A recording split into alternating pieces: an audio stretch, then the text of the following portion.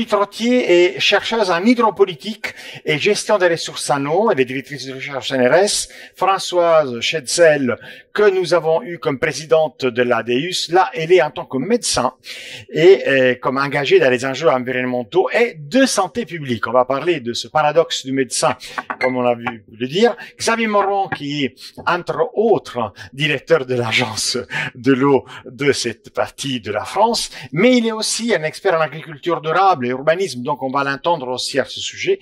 Camille Toledo est un chercheur et un artiste. Et je pense que vous avez eu le plaisir de lire quelques-uns de ces livres, dont quelqu'un spécifique qui parle aussi d'une rivière, mais on va l'entendre sur plusieurs sujets.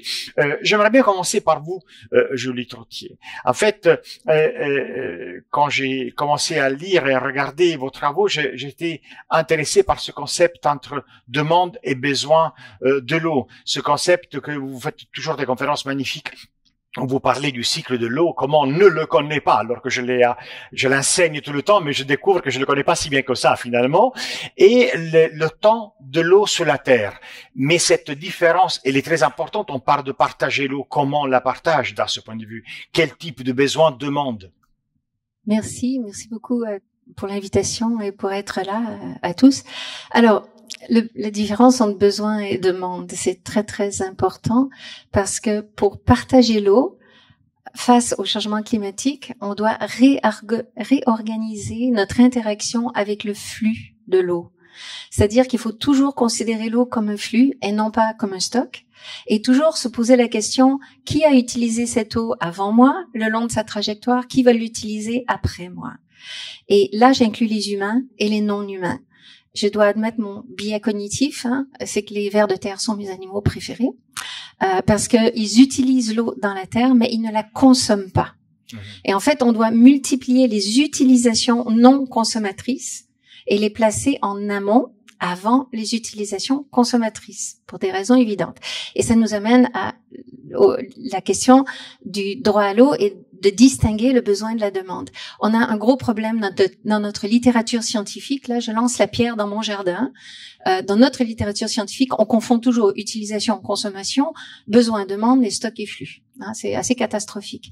Alors, le besoin, c'est dicté par la physiologie. Vous et moi, on doit boire quelques verres d'eau par jour, sinon on va mourir très vite. Une grève de la soif, ça se termine très vite et très mal. Une demande, c'est un concept économique. La demande, c'est la quantité d'un bien marchand qu'une population est prête à accepter, d'acheter à un prix donné. Donc le besoin, c'est un point en termes scientifiques, c'est dicté par votre physiologie. Le ver de terre a besoin d'une certaine humidité dans le sol, sinon il va mourir. Vous avez besoin de quelques verres d'eau par jour, sinon vous allez mourir. La demande, c'est une courbe, ce n'est pas un point. Et c'est une courbe dont la forme est dictée par des processus sociaux ou économiques sur lesquels nous pouvons agir. Par exemple, je prends souvent l'exemple du beurre Charentes-Poitou. Ce beurre est un beurre AOP. Il correspond à un cahier des charges qui spécifie que l'alimentation des vaches en stabulation, les vaches qui fournissent le lait pour le beurre, doit être composée à raison de 50% par du maïs. Changeons une ligne dans ce cahier des charges. Disons que les vaches doivent manger de l'herbe. Ça tombe bien, elles adorent, elles collaboreront très heureusement. Et tout à coup, boum, vous faites baisser la demande économique d'eau d'irrigation pour faire pousser du maïs.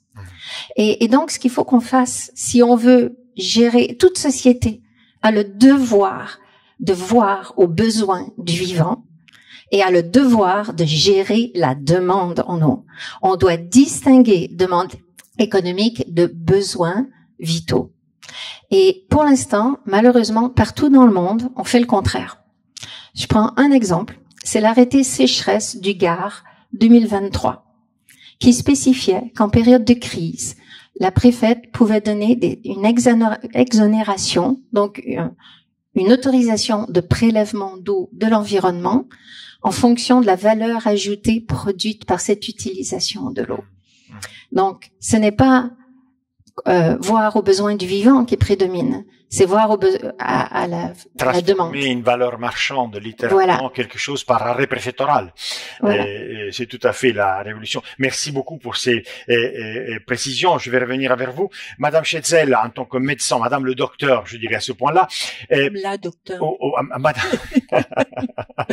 on parlait du fait que vous êtes prise dans le paradoxe, soigner les hommes ou s'occuper aussi de la nature. Je vous ai dit qu'on soigne très bien les hommes quand la nature, elle est belle et bien en équilibre autour de l'homme ou de la femme. Donc, je veux dire. Et le projet One Health, est-ce qu'il arrive à trouver son équilibre en tout ça? Alors moi, je vais vous répondre en 3 questions et en 3 ça tombe très mal pour les 5 minutes quand même. En 3 points. Et je préfère dire une seule santé ou santé globale que One Health. Ok. Voilà. Je pense que tout le monde sait à peu près ce que c'est. Et vous l'avez très bien dit. En tant que médecin, vous me placez dans un paradoxe. Parce que moi, ça fait des décennies qu'en tant que médecin, mon objectif, c'est la santé humaine. Et tout compte fait, l'eau n'avait pas une grande place, au moins chez nous. Quelques gastro-entérites, d'autres maladies là-dedans. Mais ça, c'était avant. À l'heure actuelle, moi, j'ai été très frappée, et peut-être vous également, par l'évolution de certains cancers, par exemple le pancréas, ou alors l'évolution aussi des cancers chez les jeunes, où l'hypothèse environnementale est de plus en plus présente, pour différents facteurs bien évidemment, mais aussi les produits chimiques, et on l'a vu encore en lisant Le Monde aujourd'hui, qui imprègnent tout le cycle de l'eau. Je ne vais pas revenir sur évidemment tous les bénéfices de l'eau, hein, vous en avez parlé, Jeanne Barzéguian en a parlé. Mais donc, moi, en tant que médecin, j'ai bien été obligée de faire un pas de côté et de reconnaître qu'il y a une interdépendance entre différents secteurs qui sont la santé humaine, la santé des écosystèmes, de l'environnement, des animaux, etc. Et ce pas de côté, c'est pas seulement un concept, hein, je vais pas rentrer puisque la FNO travaille dessus, par exemple sur l'urbanisme. Nous, on travaille dessus, on opérationnalise sur un territoire de Strasbourg. J'avais envie de mettre en avant un second point pour parler plus particulièrement des relations entre eau et une seule santé. On l'a dit, il y a un constat de dégradation de l'eau, de qualité, des épisodes de sécheresse, etc. Et évidemment, j'allais dire une dégradation historique, parce qu'on a canalisé nos fleuves et nos rivières, souvent au détriment de la biodiversité. Et donc, on l'a dit, Jeanne Barzéguian l'a dit, souvent pour de bonnes raisons. L'agriculture, l'urbanisme, la sécurité. Mais du coup, n'a-t-on pas entraîné un déséquilibre tout à fait important par rapport à d'autres secteurs? Et du coup, j'en viens à mon 3e point, qui est le partage de l'eau.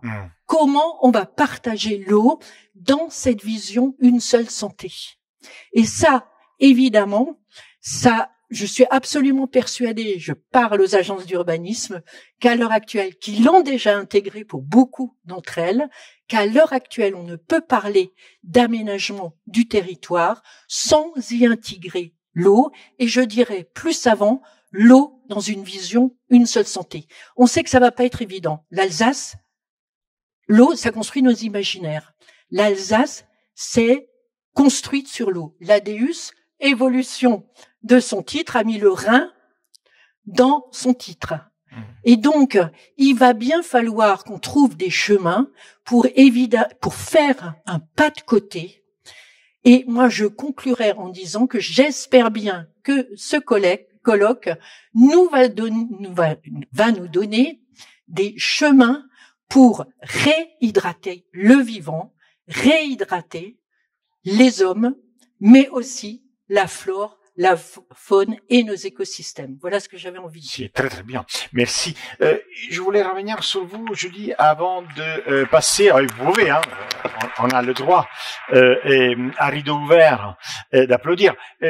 Est-ce que ce partage de l'eau correspond, je veux dire, il y a des si nombreuses manières de gérer l'eau et de la situer sur la surface, avec qui va l'utiliser, qui va pas l'utiliser, etc., que j'aimerais dire, est-ce que ce partage de l'eau fonctionne Ben, ce n'est pas vraiment un partage. Quand on pense à partage, on pense en termes de partage quantitatif. Comme s'il y avait un gâteau et il fallait le découper en différentes portions pour les usagers différents. En fait, on se positionne tous simplement en interaction avec le même flux. Et c'est ça qu'il faut comprendre. Hein. Et donc, quand on pense partage de l'eau, comment est-ce qu'on doit le percevoir? C'est comment est-ce qu'on peut faire méandrer l'eau, par exemple, dont vous avez parlé. L'eau dans le sol, eh ben, ça alimente la biodiversité du sol. Plus de 24% de la biodiversité du monde vit dans le sol. Et c'est la biodiversité la plus importante parce que c'est elle qui permet aux végétaux de pousser et cela permet à la faune d'exister au-dessus du sol. Je peux vous interrompre sur un truc. Oui. Alors, en dessous du sol, en dessus, il y a le bassin versant. Comment on fait à faire, parce qu'en France, quand même, il y a des bassins versants. On gère l'eau avec les bassins versants. Est-ce que le bassin versant est la meilleure façon de gérer l'eau si vous me parlez d'eau souterraine? Ça dépend de votre imaginaire socio-technique. Si tout ce qui vous intéresse, c'est de gérer de l'eau de surface, de prévoir plusieurs barrages, un qui va financer les autres, qui était le cas au début du XXe siècle aux États-Unis, alors vous allez considérer que le bassin versant, c'est l'échelle normale pour gérer l'eau. Et donc, cette idée est née aux États-Unis dans la première moitié du XXe siècle. Parce que pour la première fois, un État voulait faire ça. Mais en fait, tous les hydrologues vous confirmeront qu'il y a très souvent des transferts d'eau interbassins souterrains. Et donc, non, l'unité d'échelle du bassin versant n'est pas nécessairement la meilleure échelle. En fait, on doit respecter le principe. Je le dis ici, c'est rigolo parce que c'est un principe sur lequel on a construit l'Union européenne. C'est le principe de subsidiarité. C'est-à-dire qu'on doit agir au niveau d'échelle le plus adapté. Et parfois, c'est un niveau d'échelle au niveau du village qui se partage une source. Parfois, c'est un niveau d'échelle plus élevé. Et on doit négocier entre niveaux d'échelle. Et parce que ce qui est super important, c'est de penser qu'on doit faire méandrer l'eau dans le sol au maximum avant que l'eau soit consommée. Elle ne peut être consommée pour l'instant que de 3 manières. Soit elle s'évapore, soit elle est transpirée, surtout par la végétation, parce que les arbres ne peuvent pas venir se mettre à la clim et à l'ombre comme nous, ou bien elle atteint la mer. Et elle n'est pas gaspillée quand elle atteint la mer, mais elle est consommée. Et du coup, ce qu'il faut faire, c'est la faire cheminer dans le sol au maximum avant qu'elle quitte la partie terrestre de son cycle. Du moment qu'elle est évaporée ou transpirée, l'eau va rester de 8 à 9 jours dans l'atmosphère avant de retomber sous forme de précipitation. Ici, dans la zone, dans notre zone en Europe, ça signifie souvent que cette eau va retomber en Chine. Alors, il faut de la pluie en Chine, je dis pas qu'il faut pas faire ça, mais il faut qu'on l'utilise pour nourrir les vers de terre au maximum avant qu'elle s'évapore, parce que cette biodiversité est essentielle. Et en plus, plus l'eau méandre dans la terre, plus elle est nettoyée par cette biodiversité. On a des bactéries dans le sol qui mangent les nitrates, par exemple. D'accord. Merci. Madame Schetzel, dernier rebond sur cette première partie. Vous y trouvez le cadre pour One Health ou pour ce partage parce que ça m'intéresse. Vous voyez, il y a plusieurs échelles. Comment on se case nous là-dedans? Alors, moi, ce qui me frappe beaucoup, là, dans ce que vous avez dit, c'est le terme méandre. Et ça me fait penser à quoi? Au corps humain. Ah. Parce que le corps humain, c'est un méandre de liquide. D'ailleurs, c'est Éric Orsena, je crois, qui, dans un de ses livres, dit, je sais plus le titre du livre, qui montre très bien que le corps humain, ce sont des méandres. Et effectivement, moi, je crois qu'il est tout à fait important de se reposer la question de donner de l'espace à l'eau, dans le corps humain et dans les paysages, et de ralentir l'eau. Et donc, ça pose d'énormes questions, en termes notamment de planification, en termes de projet de territoire, etc.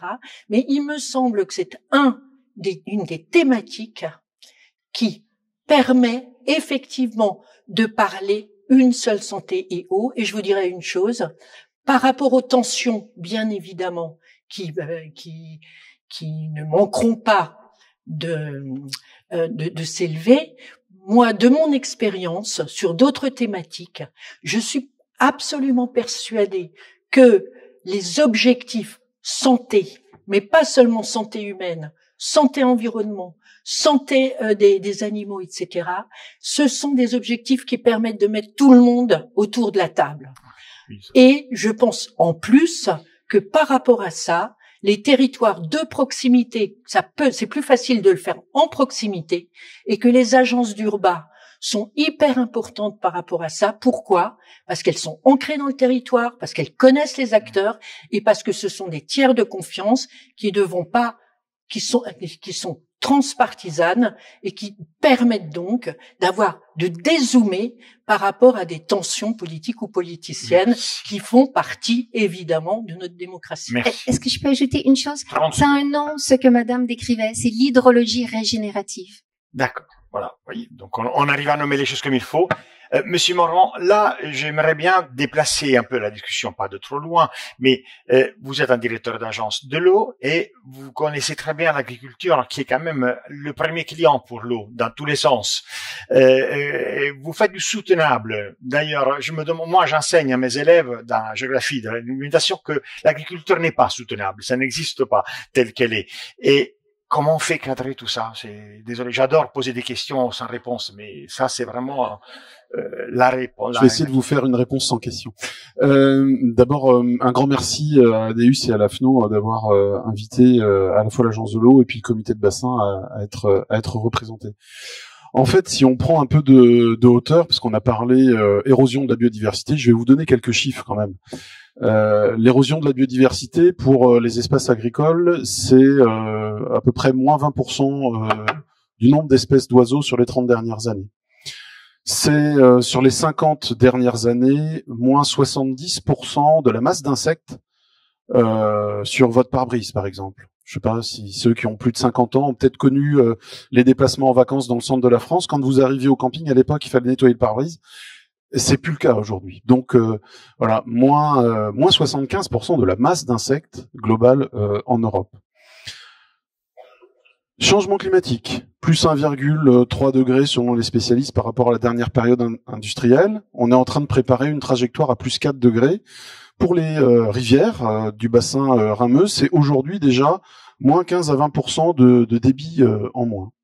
Donc je vous donne ces chiffres pour vous faire réfléchir, pour vous donner à voir et pour vous dire aussi que tout ça finalement ça appelle des changements transformateurs nécessaires à la fois dans nos modes de production, dans nos modes de consommation, dans aussi nos façons d'habiter l'espace, nos façons aussi de respecter l'espace des autres. Là je vous redonne un autre chiffre, hein. Ça doit être 50 à 60 000 hectares consommés tous les ans, bitumés pour faire des ZAC et espaces, je dirais, urbains. Ça fait à peu près un département en surface tous les 6 ans. Donc voilà, on a besoin de se reprendre et d'avoir une gestion plus durable de nos espaces et également sans doute une gestion plus durable et résiliente de l'eau.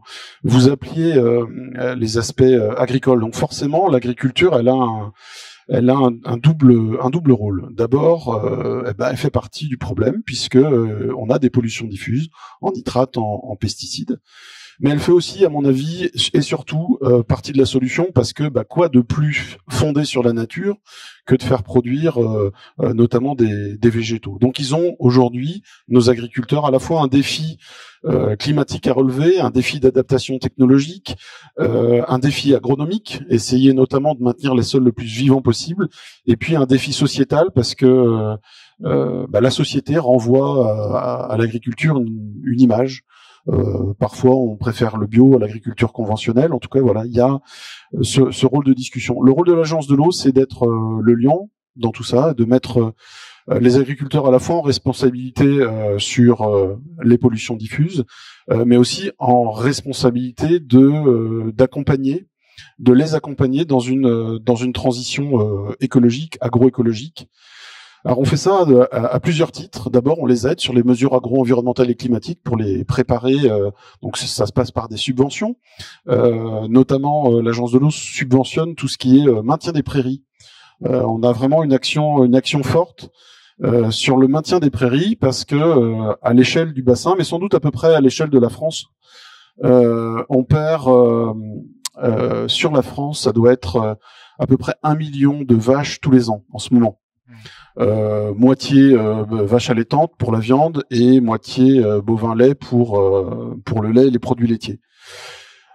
Ça veut dire que les jeunes qui vont s'installer aujourd'hui, ils ont le choix dans l'élevage, soit le choix dans la sériculture, production agricole conventionnelle. En Lorraine, on est sur un territoire qui est sur un point de bascule. On va changer demain des surfaces agricoles. Dans les 5 ans qui viennent, il y a à peu près 50% de la surface agricole utile nationale qui va changer demain. Donc, quelle agriculture on veut? L'agence de l'eau fait le choix d'essayer de maintenir l'herbe. Donc, on est petit sur ce domaine-là, mais on aide notamment les collectivités au travers de paiements pour services environnementaux pour faire en sorte que la prairie se maintient. Pourquoi la prairie? On a parlé de captage tout à l'heure. La caractéristique essentielle de la prairie, c'est que c'est une culture à bas niveau d'impact pour l'eau, contrairement par exemple à d'autres cultures comme le maïs, comme le blé. Voilà. Donc on fait ça pour essayer d'améliorer finalement la qualité, notre vision de l'agriculture. On fait la même chose sur l'urbanisme. On essaye de développer avec les gens qui sont en face de moi la notion d'une ville durable, notamment vis-à-vis de l'eau. On parle souvent de ville éponge. Alors certains concepts sont développés, notamment 3 arbres quand j'ouvre la fenêtre, 30% de canopée quand je sors de la maison, et un espace boisé à moins de 300 mètres. Mais on participe aussi à la désimperméabilisation des villes, ça a été cité, et on aide aussi à la déconnexion de tout ce qui est gouttière ou pluvial. On a besoin aujourd'hui d'avoir des sols vivants, y compris en ville, pas forcément qu'à la campagne, tout simplement parce que ça améliore le cadre de vie. Voir des papillons qui gambadent, c'est aussi bien à la campagne qu'en ville, et ça a un vrai effet sur notre qualité de vie intrinsèque. Je voulais vous interrompre parce que je voulais aller vers Camille Toledo. Alors vous aurez un autre temps aussi pour vous exprimer sur des thèmes qu'on connaît peut-être déjà d'importance et de renommée, mais là, en tant qu'homme de culture, au-delà d'être chercheur, on parle bien de la position de l'eau dans la société. Ça ne veut pas dire que c'est pas une question de compteur. C'est vraiment une révolution culturelle à imaginer. Moi, ça me revient à l'esprit du rôle de la culture qu'a eu le jour d'un ballet pour Bruno Latour, la découverte de Facing Gaia, non? C'est dans un ballet qui a cette sensation que la culture est importante dans tout cela. Est-ce qu'on peut arriver à trouver une place? Quel est le rôle de la culture là-dedans? Alors, peut-être qu'effectivement, ce que je peux vous dire, c'est que moi, je travaille sur les récits, sur les narrations, et comment, avec des narrations, on arrive à embarquer des savoirs et aussi des collectifs citoyens pour, dans des termes que vous utilisez peut-être, bifurquer ou transiter ou transformer des manières de voir et de voir notamment nos écosystèmes. Et au cours des dernières années, c'est un travail qui avait été commencé effectivement avec le philosophe Bruno Latour il y a une quinzaine d'années. Il y a eu un certain nombre d'événements au début du XXIe siècle qui sont revenus sur une coupure très très profonde qui structure nos sociétés, qui est la coupure juridique entre les sujets et les objets. Et donc là, depuis tout à l'heure, on parle de l'eau, mais aussi des rivières, encore dans les termes. Alors, avec l'hydrologie régénérative, non, hein, je crée pas des catégories, mais juste dans nos cultures techniques, l'ensemble des formes du monde hors humaines sont considérées comme des objets du droit. Et donc, cette qualification en objet nous donne le droit d'agir, d'intervenir, de manipuler, de transformer, voire de tirer de la valeur ajoutée, etc. Et je disais qu'il y a eu des événements juridiques depuis le début du XXIe siècle, mais ça remonte à un travail qui a été très inspirant pour moi d'un juriste californien qui s'appelle Christopher Stone et qui, dès 1972, faisait face à un cas où la société Disney possédait des terres dans les parcs de séquoias et, au nom de ce droit de propriété, avait le droit de couper des séquoias millénaires. Et la forêt de séquoias ne pouvait pas se défendre en justice. Et donc c'est là où Christopher Stone a eu l'idée, et c'est son article un peu fondateur qui s'appelle Should Trees Have Standing? Est-ce qu'on peut donner des droits d'agir en justice aux arbres? Les arbres doivent-ils pouvoir plaider?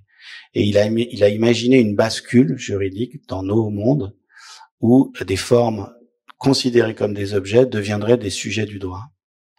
Et à partir de là, c'est devenu en fait un sujet d'inspiration pour un certain nombre de pays. Alors il y a eu l'Équateur, il y a eu la Colombie qui a donné des droits et le statut de sujet de droit à l'Atrato, un fleuve en Colombie. Il y a eu aussi la Wanganui en Nouvelle-Zélande. Et il y a d'autres cas aujourd'hui. Et donc c'est une révolution juridique, moi j'appelle ça le soulèvement légal de la Terre, mais où on voit en fait des formes non humaines, considérées jusque-là comme des objets, devenir des sujets du droit. Et moi, mon travail, depuis une dizaine d'années, avec des collectifs, j'y reviendrai tout à l'heure, avec le Parlement de Loire, maintenant avec une institution que je nomme potentielle, qui s'appelle l'Internationale des rivières, on essaye d'accompagner des collectifs citoyennes et citoyens pour voir si, oui ou non, nous sommes capables de focaliser rivière ou de focaliser cycle de l'eau, si on s'intéresse au processus. Est-ce qu'on est capable de ces décentrements pour voir nos formes d'habiter d'un autre point de vue? Et donc, pour ça, on a besoin des savoirs scientifiques, on a parfois besoin des savoirs affectifs. Tout à l'heure, vous montriez un film. Je trouve que c'était fascinant quand on voit le film, à quel point immédiatement il donne accès à un affect, une sensibilité qui est de l'ordre de l'émerveillement et qui donne une dimension visible à de l'invisible. Et nous, notre problème, c'est ça, c'est que souvent dans les instances humaines, en fait, on gère avec du visible, alors qu'en fait, il y a un nombre de processus qui nous échappent, et c'est presque au nom de cet échappement ou de ce mystère qu'il faudrait agir, en fait. C'est très complexe. Donc moi, mon travail, c'est d'accompagner des collectifs citoyens pour savoir si on peut faire émerger une perspective non humaine, si donc on peut accueillir des nouvelles formes de droits qui donnent des droits aux rivières, notamment, mais à d'autres écosystèmes terrestres. Et à partir de là, le jeu de l'imaginaire institutionnel que j'essaie de proposer, c'est de voir si on avait moi je les appelle des méta-personnes ou des grandes personnes, du type une personne rivière ou une chose rivière, si on avait ces nouveaux acteurs dans le théâtre social, est-ce que les arbitrages de nos institutions seraient les mêmes? Si la rivière pouvait à un moment donné surgir et affirmer sa perspective propre dans vos instances. Et donc ça donne en fait, ça nous pousse, et je finis là-dessus, à transformer de manière performative les espaces de négociation et les espaces de parole pour faire place à de l'invisible ou à ce qui n'a pas le droit jusque-là de s'exprimer. Je ne sais pas si j'ai été à peu près clair. Très clair. Très clair. Voilà, donc merci. ça.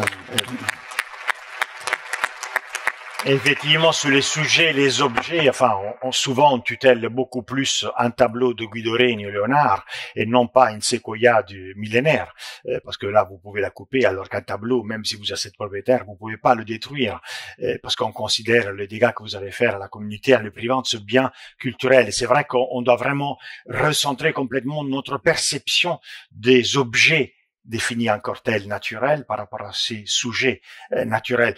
Dans un cas comme celui-là, Monsieur Morvan, quelle est la marge de manœuvre? Je veux dire, quelle est la révolution qu'il faut faire?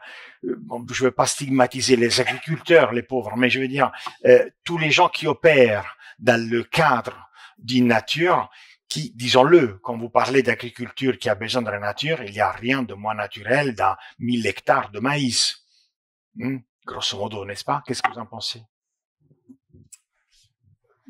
Déjà, je trouve que l'idée de laisser la place aux non-humains, c'est une idée forte. C'est effectivement une révolution. L'agence de l'eau travaille en permanence avec l'humain, avec notamment le comité de bassin, où finalement on représente assez bien les usagers, à la fois économiques, non économiques.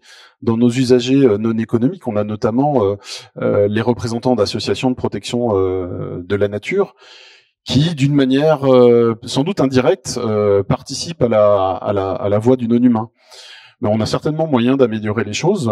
Je sais que dans certains pays, on commence à avoir des ministres qui sont en intelligence artificielle. Ça a été créé, je crois, dans un pays d'Asie du Sud-Est. Voilà. Alors pourquoi ne pas imaginer? On pourrait très bien imaginer une IA dans laquelle en dehors de l'aspect sensible, mais qu'on pourrait alimenter par la connaissance. L'agence de l'eau, notamment, investit énormément sur la connaissance. C'est plusieurs millions d'euros par an, parce qu'on en a besoin. On établit notamment un cadre stratégique pour la gestion de l'eau à l'échelle du bassin. Donc, on aurait ce côté scientifique. Après, il manquerait le côté sensible à rajouter à l'IA, mais pourquoi pas imaginer une représentation dans nos comités de bassin avec une représentation des non-humains par une IA. Je sais pas, moi je lance l'idée, pourquoi pas. Je dis juste un mot allez-y, là-dessus. allez-y. Que je pense que dans cette enceinte, dans peu de temps, on entendra des députés européens discuter de savoir quels droits et quelles obligations pour les intelligences autonomes et pour les robots. Et je pense que ce serait un signe, disons, de maturité d'une société que de donner des droits d'abord aux êtres vivants et d'abord aux écosystèmes avant qu'on en donne à des intelligences autonomes. Et juste un micro-point. Et au moins, si ce n'est, au moins que ça puisse se faire en parallèle, parce que ce serait intéressant. Par ailleurs, juste sur ce point de donner en fait la charge de la vocalisation ou de la mise en voix des intérêts, des perspectives, des valeurs et des besoins des écosystèmes par des interfaces d'intelligence artificielle. J'en ai fait l'expérience encore hier matin parce que j'ai demandé à Mistral de focaliser, de me faire un récit vu du point de vue de la rivière. C'était assez fort. C'était assez bluffant. Je pense pas du tout que ça suffise. Je pense que même c'est presque angoissant de le penser ainsi. Je pense qu'il faut le compléter et je pense qu'il peut y avoir de très très bons interprètes humains. On est une espèce très empathique et je connais beaucoup et c'est pour ça que j'appelle ça une forme de tiers état, mais de faire naître aussi des porte-paroles ou des formes de sentinelles ou de diplomatie ou de traducteurs. Je pense qu'ils sont là déjà. Et si on leur demandait un peu de revêtir l'habit de la rivière, je pense qu'ils auraient une assez grande facilité à le faire. Je pense à Charlène Descolonges qui travaille sur l'hydrologie régénérative. C'est très aisé pour des gens qui sont avec les milieux de vie. Je pense à ce scientifique qui a fait ce film. À mon avis, si vous l'invitiez dans vos discussions. Après, je finis juste là-dessus, c'est que moi, ce qui m'intéresse aujourd'hui, parce que ça, je pense que ça va arriver, c'est une fois qu'on a créé ces nouveaux acteurs du droit, qui sont donc adossés à des perspectives de non humaines, comment est-ce qu'on arrive à ce que ça fasse levier? Donc comment est-ce qu'on fait un droit puissant pour que ça puisse changer les arbitrages par rapport à des intérêts notamment d'argent qui sont absolument surpuissants aujourd'hui? Et c'est vraiment ça le cœur de la recherche, en tout cas, que je conduis. Okay. Est-ce que je peux ajouter que toutes les recherches sur l'IA ont démontré qu'elle répète les biais cognitifs des êtres humains. Par exemple, la justice américaine a voulu remplacer ses juges par de l'IA. Ils sont aperçus que l'IA était raciste. Ben oui, parce qu'elle reflétait les biais des juges américains. Et du coup, comme pour l'instant, le biais que l'IA va trouver, c'est tout pour augmenter la valeur ajoutée au mépris du vivant, ça sera reflété par votre IA.